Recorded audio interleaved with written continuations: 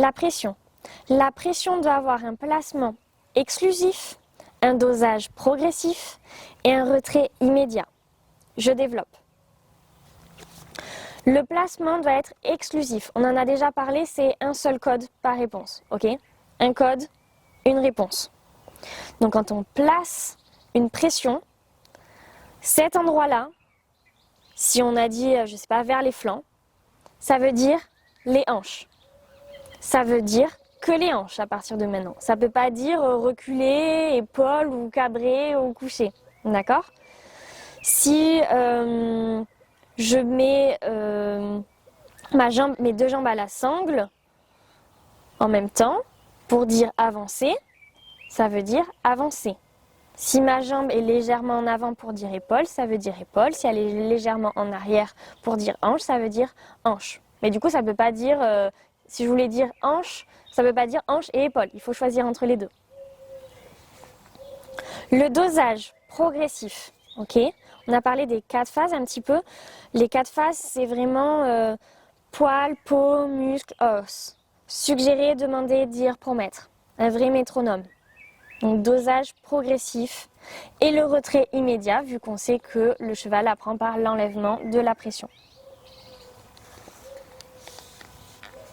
Les essais sont des erreurs. Laisse faire l'erreur et corrige.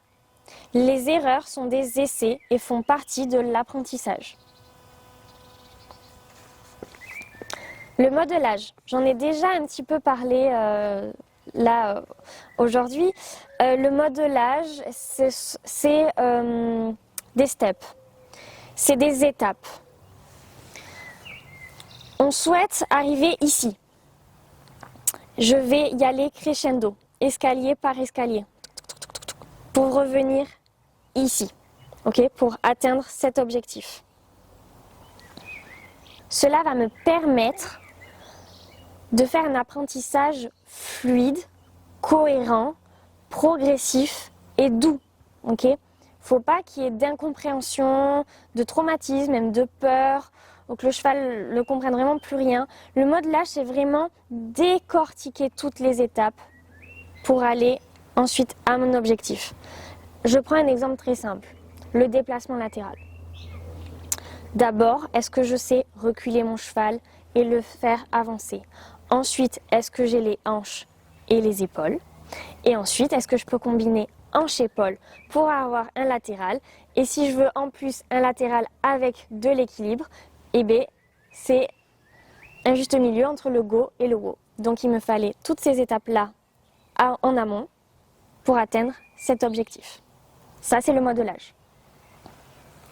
Le modelage permet de ne pas dépasser le seuil de tolérance du cheval également. On sait que le cheval apprend par l'enlèvement de la pression.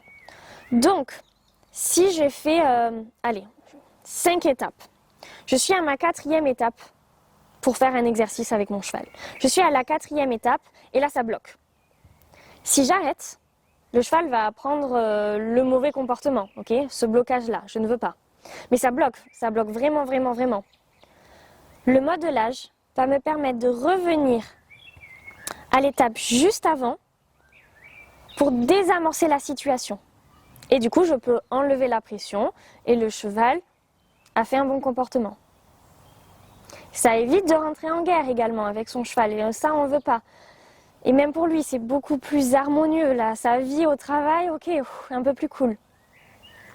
Et à savoir que si le modelage a bien été respecté, de base, ça nous permet de ne pas atteindre ce fameux blocage. Mais s'il arrive, on a toutes les clés pour revenir un petit peu en arrière et repartir. Le seuil de tolérance, qu'est-ce que c'est ? Le seuil de tolérance, c'est cette ligne rouge. C'est cette ligne rouge qu'il ne faut pas dépasser, mais qu'il faut frôler pour pouvoir repousser. C'est vraiment la ligne rouge, je la compare à...